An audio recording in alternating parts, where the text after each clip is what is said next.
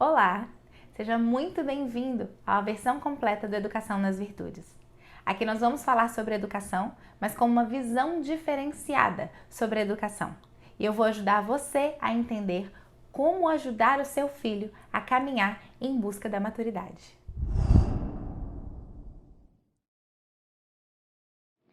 Nesse primeiro vídeo, nós vamos falar sobre a educação dos pais. Porque não se pode falar em educação dos filhos sem antes falar da educação dos pais, tá? E com o passar dos vídeos, vocês vão entender o porquê que eu tô falando isso. Vocês vão entender isso na prática, tá?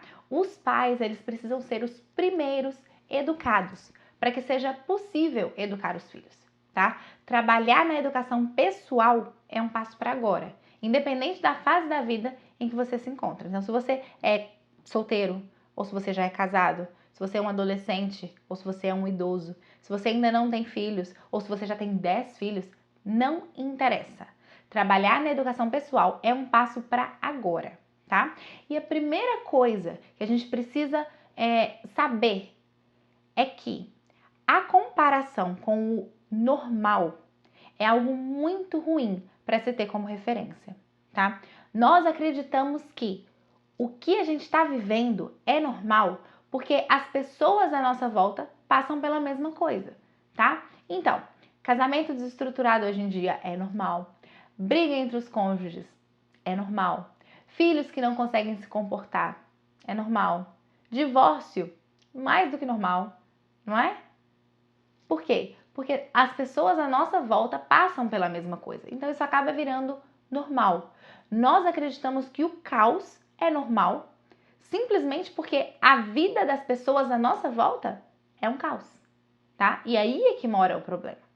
Então nós precisamos deixar de acreditar que o caos é normal e trabalhar para que a nossa casa seja um ambiente de paz, tá? É importante que as coisas que acontecem dentro de casa, né, no ambiente familiar, elas fiquem marcadas de uma forma positiva nos nossos filhos, porque vai ficar marcado, tá? Tudo que acontece no ambiente familiar fica marcado no mais íntimo do nosso ser e vai ficar também nos nossos filhos, tá?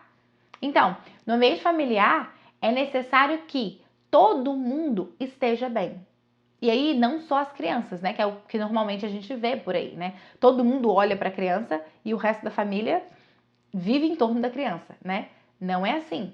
Todo mundo precisa estar bem para que esse ambiente familiar flua bem, tá? E esse ambiente ajustado, esse ambiente externo e interno também ajustado, ele é construído por cada um dos membros da família individualmente, tá? Então, cada um precisa ser responsável por essa construção do ambiente interno ajustado, tá?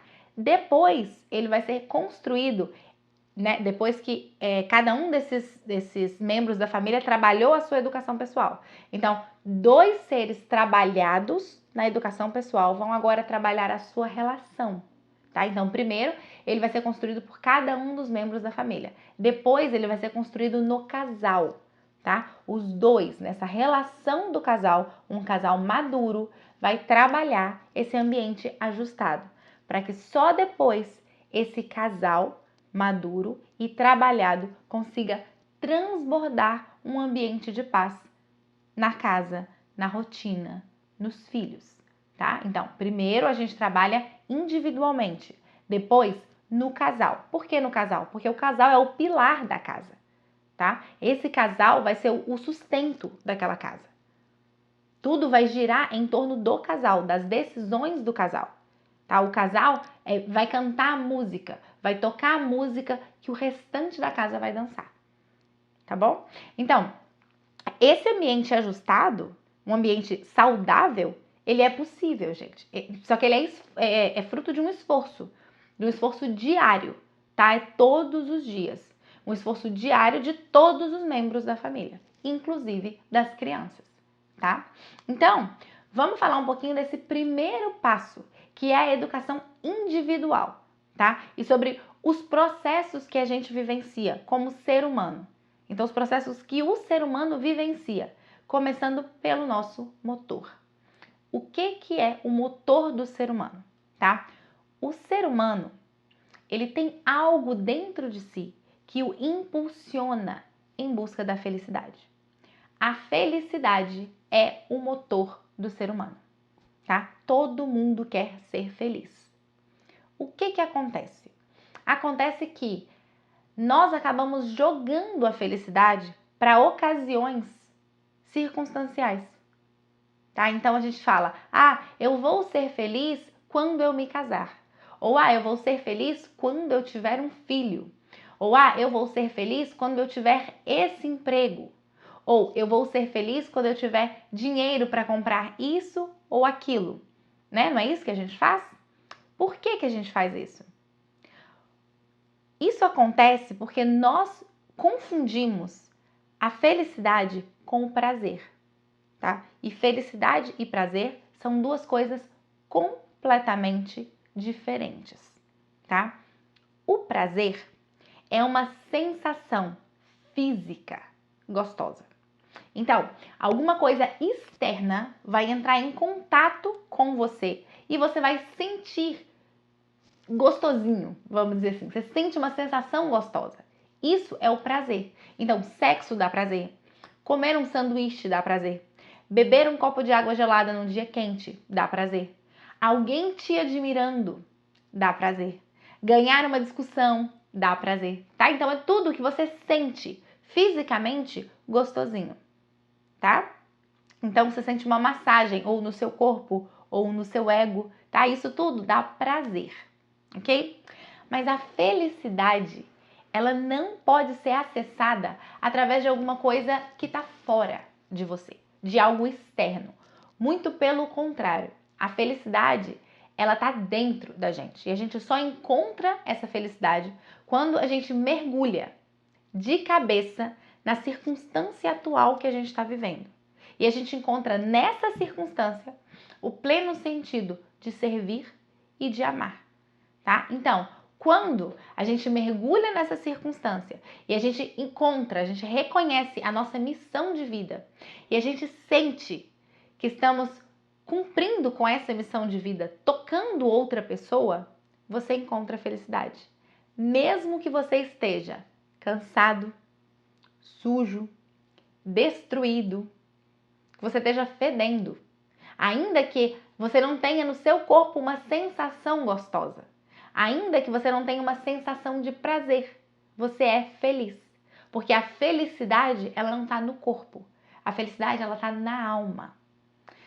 Mas nós só vamos conseguir ser felizes se nós controlarmos os prazeres do corpo, tá? Porque os prazeres do corpo, se eles são desregrados, eles vão se tornar vícios.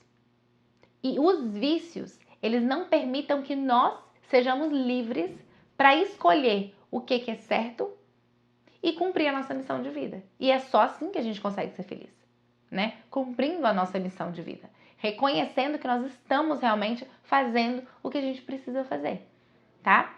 Então, vamos pensar em um ponto aqui. A felicidade, ela não é de fora para dentro, ela é de dentro para fora.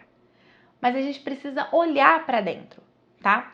Para conseguir observar esses movimentos da alma, para a gente conseguir reconhecer o caminho da maturidade e a gente conseguir trilhar esse caminho da maturidade, tá?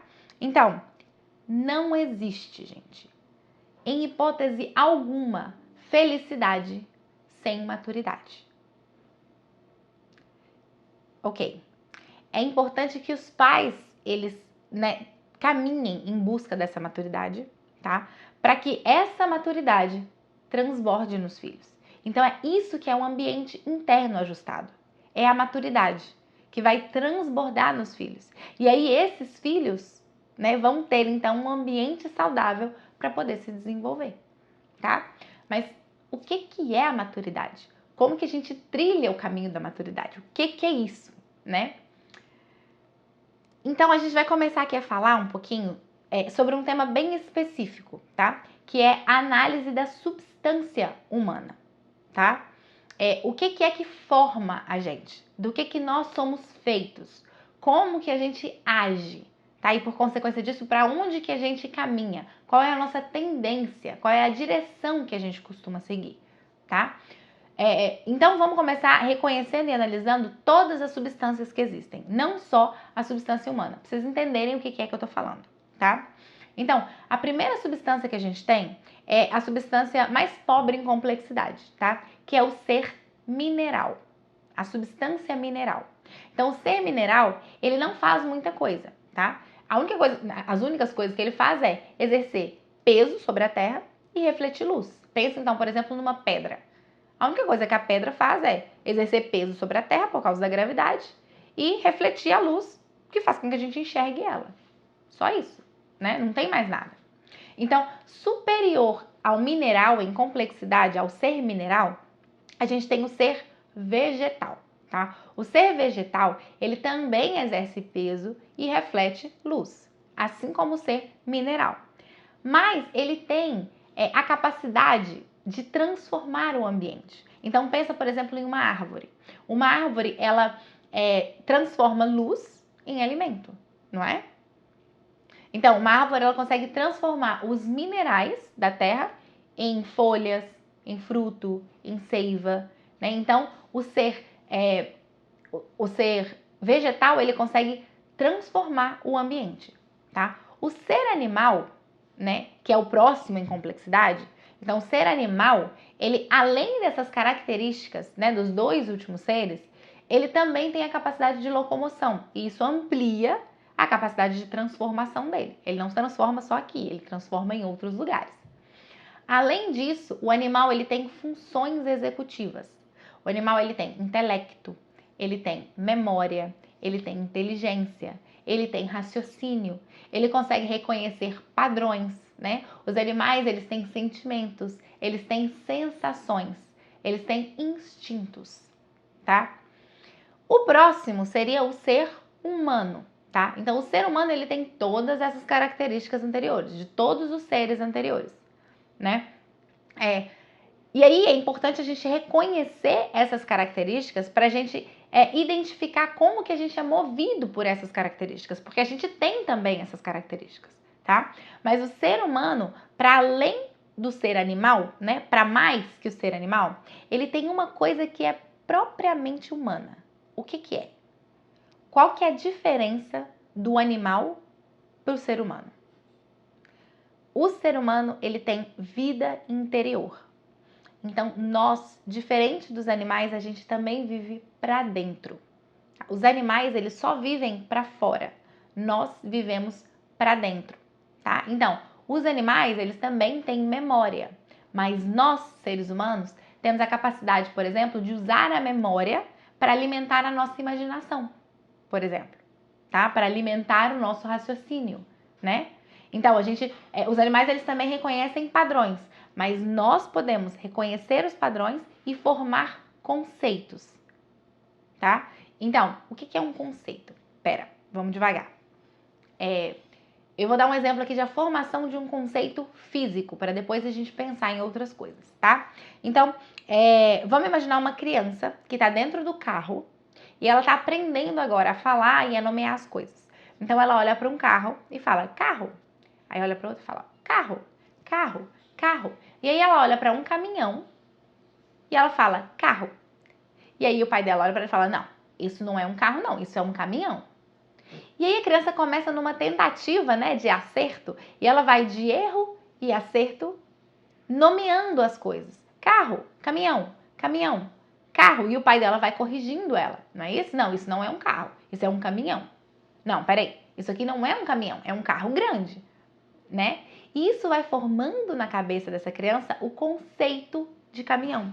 Então chega em um momento que a criança ela consegue olhar para um caminhão, por exemplo, sem rodas, né, ou para um caminhão de cores diferentes e consegue identificar aquilo como um caminhão, porque ela já formou dentro dela o conceito de caminhão, tá?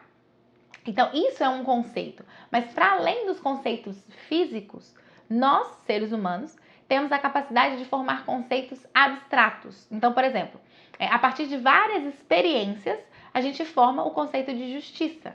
A gente sabe o que é justo e o que não é justo, tá? Então, essa é a principal diferença entre o ser humano e o ser animal. Você não vai ver uma vaca, por exemplo, no final da tarde, debruçada numa cerca, pensando se ela foi naquele dia a melhor vaca que ela poderia ter sido. Não. Uma vaca é uma vaca, tá? Ela não tem esses movimentos internos que nós temos, que nós seres humanos temos. Tá? Então essa é a diferença, a principal diferença entre o ser humano e o ser animal. O próximo ser acima do ser humano, acima em complexidade, né, mais complexo que o ser humano, a gente tem Deus, tá? Ou se você não acredita em Deus, a gente tem um modelo, tá?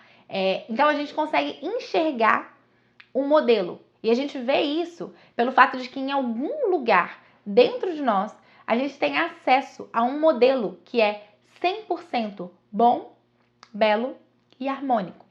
E é por isso que a gente consegue reconhecer o que é mal, o que é feio e o que é o caos. Muitas vezes sem nem ter contato com aquela experiência. Tá? Então você olha para uma coisa e você fala, isso é feio. Eu nunca vi isso antes, mas eu sei que isso é feio. Porque você tem dentro de você um modelo de beleza. Tá? Então nós temos acesso internamente a esse modelo. A um modelo, por exemplo, de felicidade. Por isso é que a gente consegue olhar para as situações, a gente consegue ser feliz, olhar para essa felicidade e ver que essa não é a felicidade plena. Que a gente pode ser mais feliz que aquilo. Que existe maior felicidade do que aquilo. Ainda que a gente ainda não tenha experimentado, né? Por quê? Porque a gente tem dentro de nós um modelo ideal de felicidade. Então, esse é um modelo que a gente tem dentro de nós. E isso é mais elevado do que o ser humano. Esse é o ser divino. Tá? Então, recapitulando, a gente tem o ser mineral, o ser vegetal, o ser animal, o ser humano e o ser divino. Por que eu estou explicando tudo isso? Porque os outros seres, eles permanecem com as suas características, com as características próprias, tá? Então você não vai ver, por exemplo, uma pedra tentando ser um animal, ou um animal sendo igual a um vegetal. Você não vai ver isso. Mas o ser humano, ele tem liberdade. E nessa liberdade, ele pode se mover nessas características, porque ele tem todas as características, tá? Então ele pode se mover dentro dessas substâncias. Então, analisando essas substâncias, a gente vai conseguir ver que nós somos exatamente seres intermediários entre Deus, ou o modelo, e os animais. Tá? A gente está ali bem no meio. E aí, para tratar disso, eu vou usar o modelo de Platão, tá? Que entende que a alma humana, ela tem faculdades. E o que são faculdades? São desejos, é a coisa que move a alma, tá? Não necessariamente desejos, mas é realmente aquilo que move aquela parte da alma, tá? E essas faculdades é o que pode ser aperfeiçoado pelas virtudes, tá? Então, se essa faculdade ela é aperfeiçoada pela virtude, ela eleva a alma para mais próximo do modelo, tá? Então, é essa faculdade que precisa ser trabalhada na alma. Então, para nós, existem duas possibilidades. A gente pode descer ao nível animal ou a gente pode subir à proximidade com Deus, tá? Então, para Platão, nós temos 4 desejos básicos. E aí, para facilitar o nosso entendimento, ele diferencia isso, ele separa isso, ele representa em 3 partes do corpo, tá? E aí eu vou falar para vocês essas 3 partes do corpo para a gente entender os processos da alma, os movimentos da alma, tá? Então, a primeira parte do corpo é o baixo ventre. O baixo ventre, ele é a região entre a genitália e o estômago, tá? Esse é o nosso desejo de vida, tá? Qual é o nosso desejo de vida? Vamos aqui. Aqui ele está representado pelo alimento, né? Por isso o estômago, e pelo sexo, por isso a genitália. Esses dois são os prazeres mais poderosos que a gente tem, porque eles são os prazeres que mantêm a espécie, tá? Comer e ter relação sexual. É isso que mantém a nossa espécie funcionando. Então são os prazeres mais fortes, mais poderosos que a gente tem. Mas eu quero que você entenda prazeres da parte baixa da alma, todos os tipos de prazer, por mais simples que ele seja, tá? Um carinho, um beijo, lavar o cabelo quando o cabelo tá sujo, Um banho, né? Ficar limpo. Como eu disse, beber um copo de água quando você está com sede, tá? Ficar na cama mexendo no celular. Tudo isso é prazer, tá? E esses prazeres, eles estão na parte baixa da alma. E aí o que vai caracterizar essa parte da alma é uma confusão de desejos, porque a gente tem 1000 desejos, tá? Eu não sei o que eu quero, para onde que eu vou, quando que eu quero aquilo. E esses desejos, inclusive, eles podem ser autocontraditórios, né? Porque você quer muito comer, mas você também quer emagrecer. E você também quer trabalhar e ser bem-sucedido no seu trabalho. Mas você também quer ficar em casa e não quer fazer nada. Ah, mas você também quer fazer academia. Entende? Então é uma confusão de desejos que você não sabe muito bem o que você quer, quando você quer, né? Os seus desejos são muitos, são 1000 desejos. E aí talvez vocês possam estar identificando isso em vocês mesmos, né? Essas características na alma de vocês mesmos. E é esse o objetivo mesmo. É que vocês olhem para vocês, me escutem e olhem para dentro de vocês para notar esses movimentos da alma, tá? Esses movimentos dentro de vocês mesmos. Então, continuando aqui.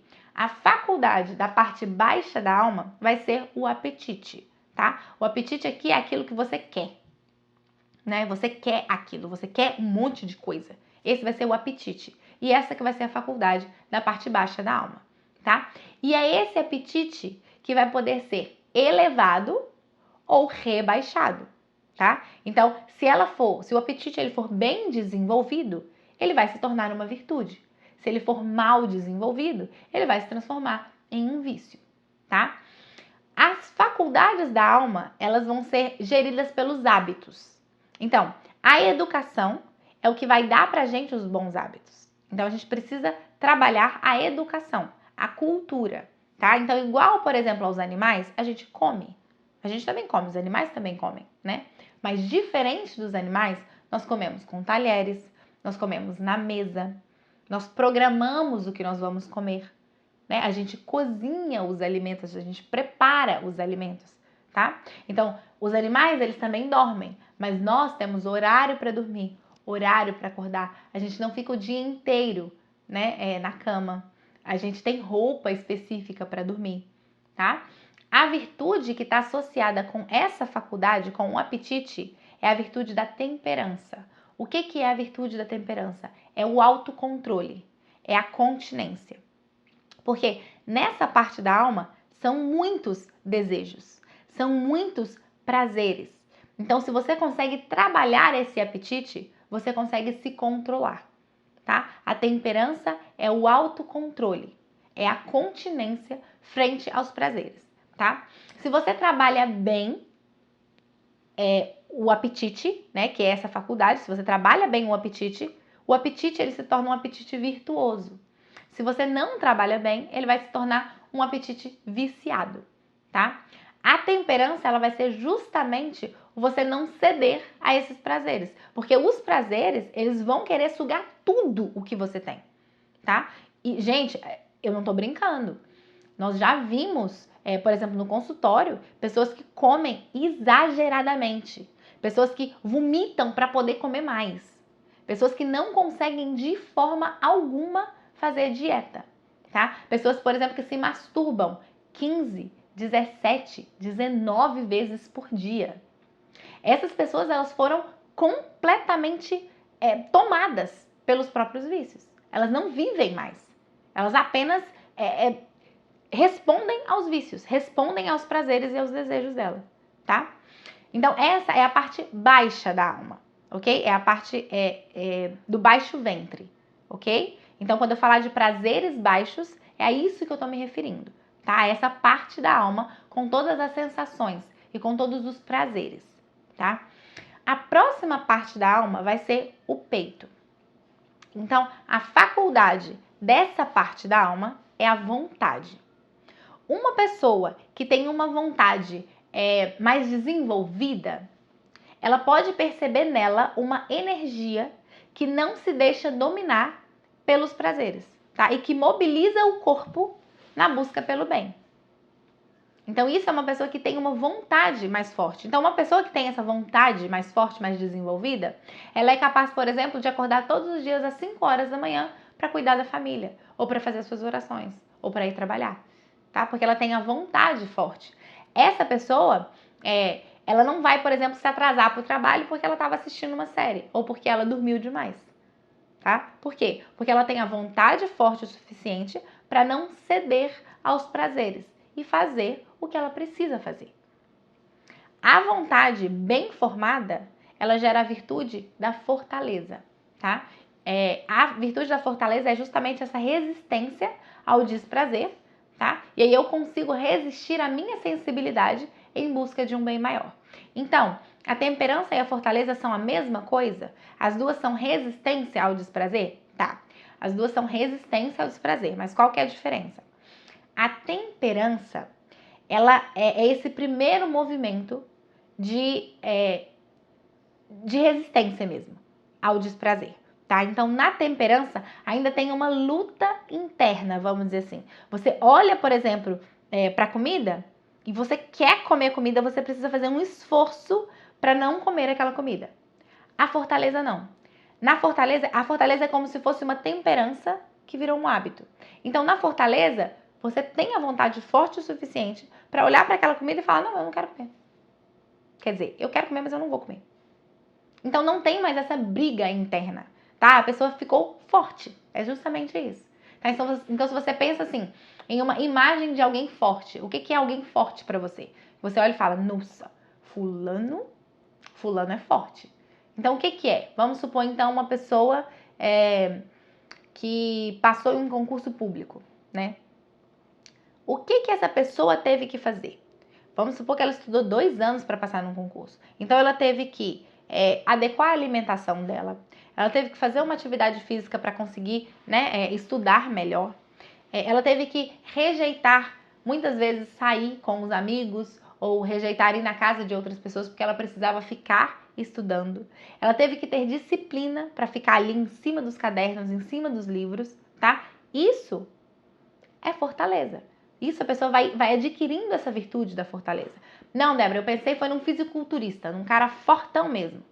Tá, o que uma pessoa forte precisou fazer para chegar lá?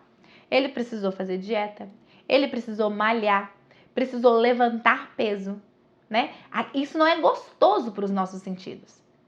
Não é, mas ele teve essa resistência de conseguir fazer o que não dava prazer para conseguir chegar aonde ele está hoje, para conseguir ser forte, tá? Então é isso. Essa virtude da fortaleza, ela vai ser essa resistência ao desprazer que já ficou tranquila, que já ficou um hábito, tá? Já se transformou em um hábito. Então a terceira parte do corpo vai ser a cabeça, tá? A cabeça, essa parte, né? E aí eu tô falando da parte do corpo, mas é a parte da alma, tá? Essa parte da alma é a parte mais elevada. E ela tem como faculdade a inteligência e a busca pela verdade, tá? Essa verdade aqui é uma verdade objetiva, uma verdade real.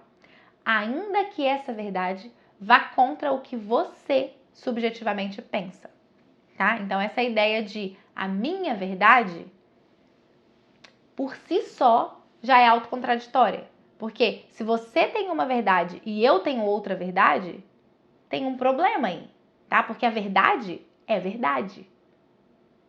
A verdade é aquilo que ela é.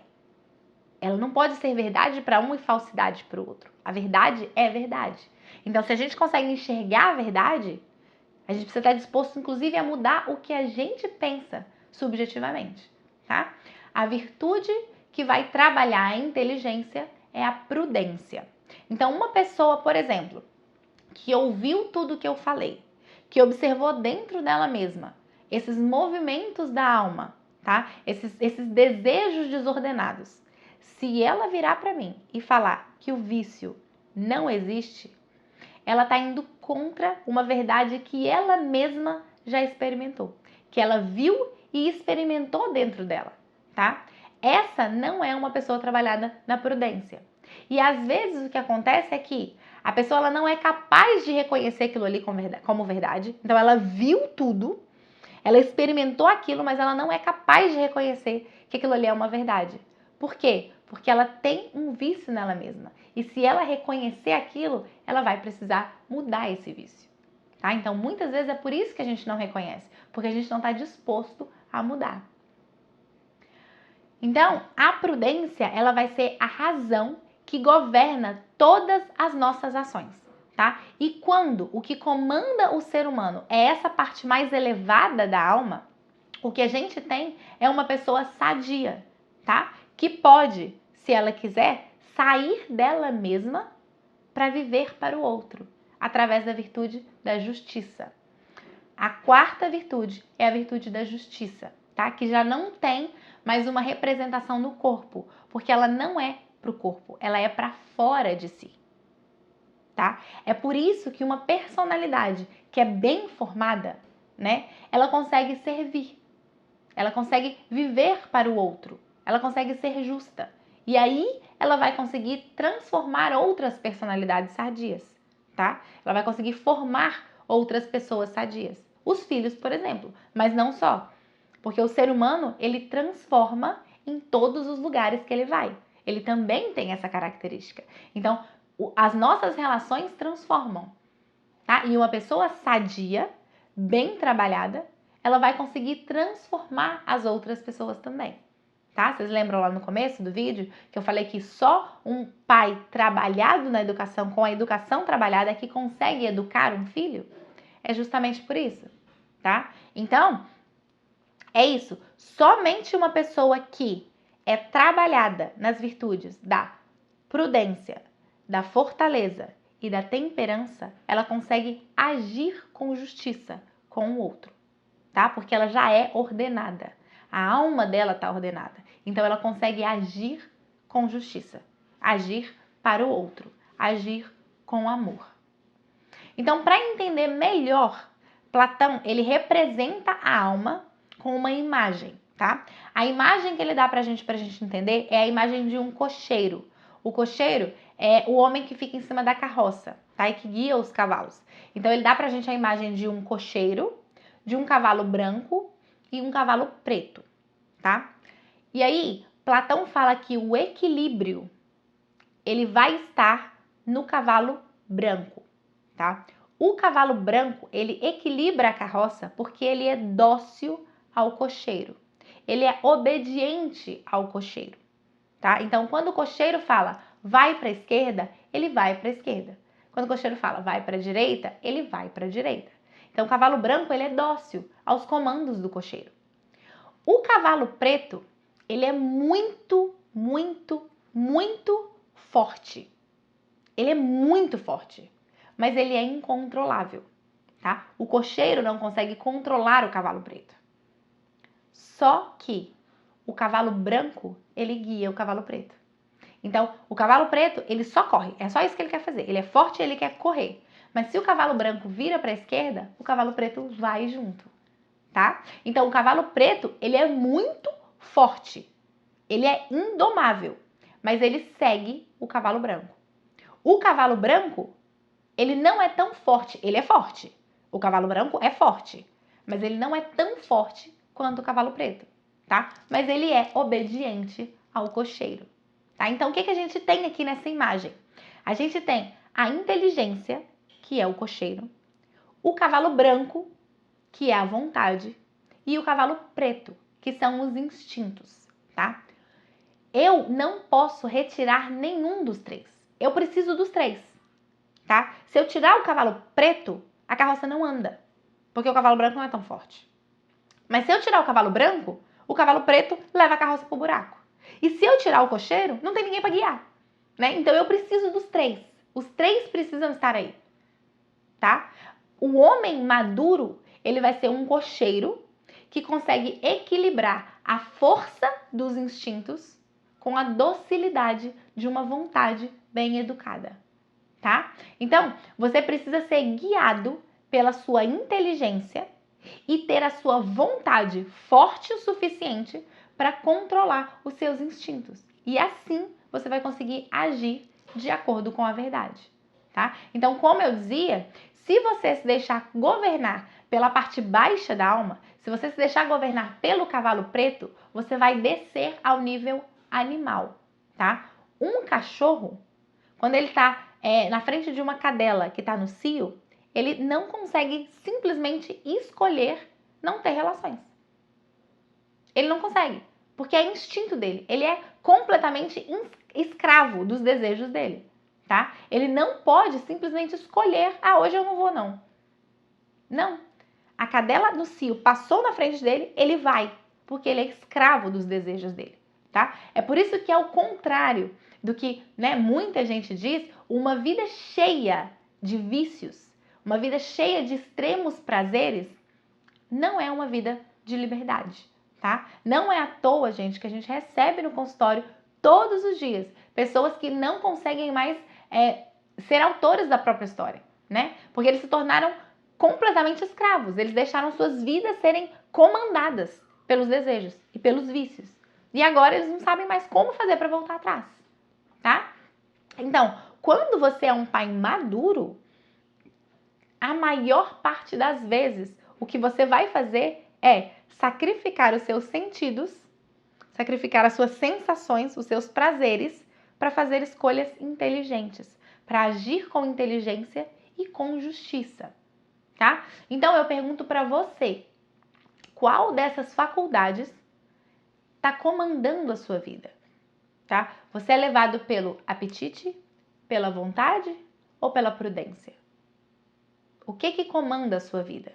Você é livre para agir com justiça? Mas, se você responde que não, eu não sou livre para agir com justiça, eu sou comandada pelos meus prazeres baixos, eu falo para você, o caminho para amadurecer segue o sentido inverso, tá? Primeiro, você precisa buscar a verdade, tá? Você precisa estar ali aberto à verdade.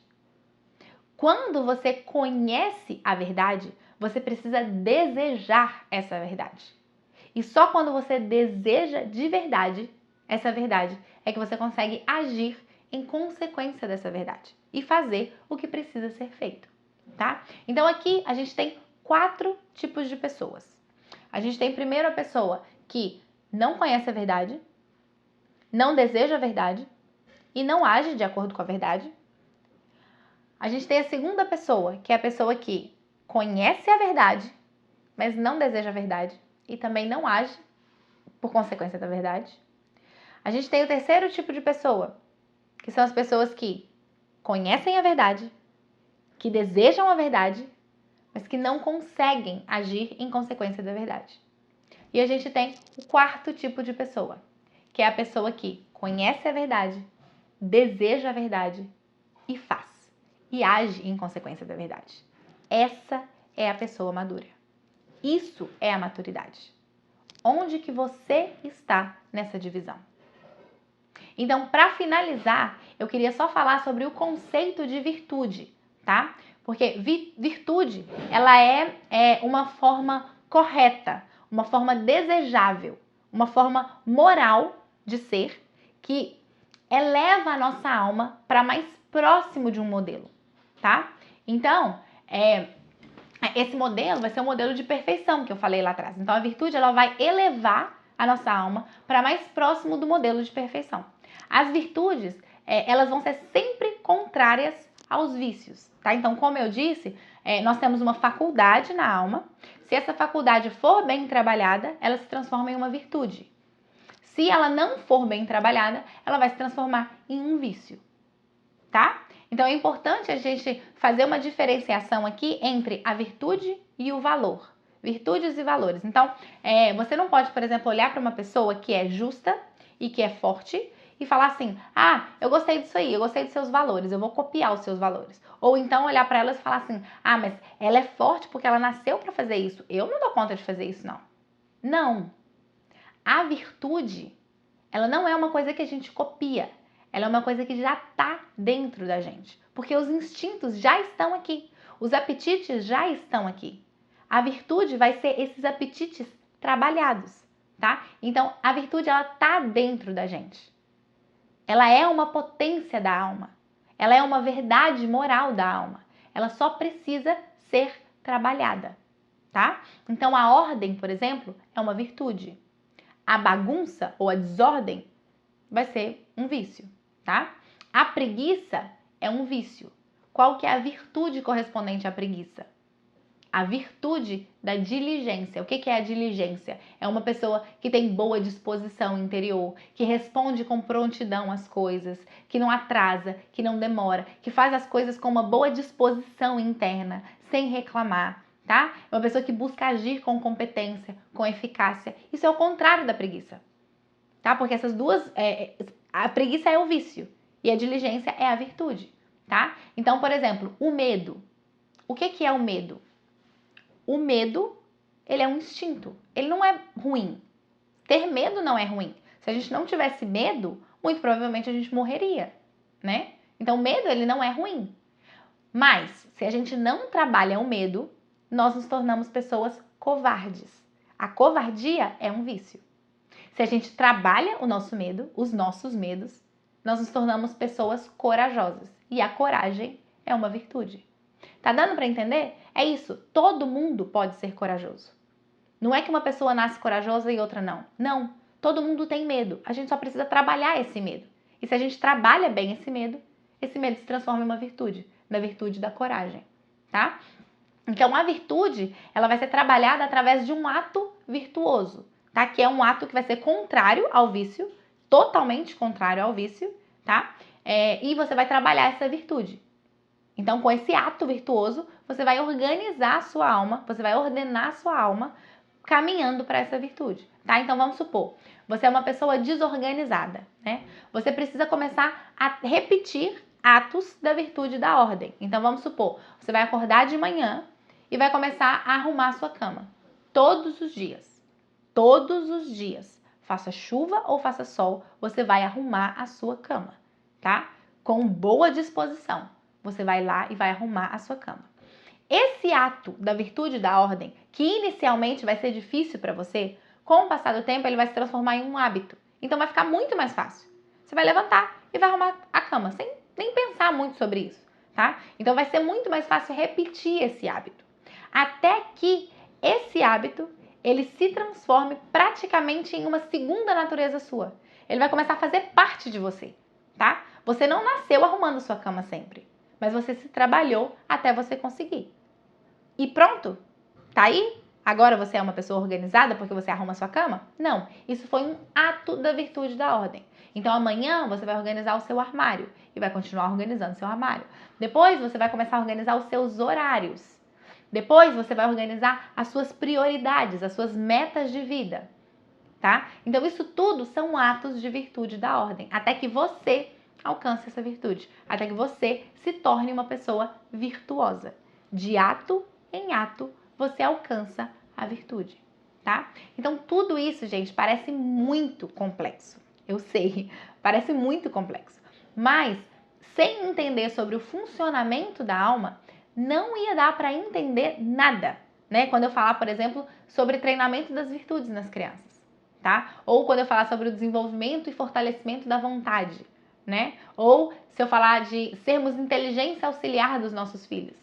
Vocês não entendem nada se eu não tivesse explicado isso. Se vocês não entendessem como que a alma da gente funciona, tá? Então, no curso completo de Educação para as Virtudes, nós vamos falar sobre como que funciona toda essa realidade que eu falei aqui para você hoje, mas na criança, tá? Como que a criança começa a trabalhar, como que ela começa a trilhar nesse caminho, tá? E aí a gente vai entender como que a gente pode trabalhar para ajudar a criança a caminhar nesse caminho, a caminhar em busca da maturidade.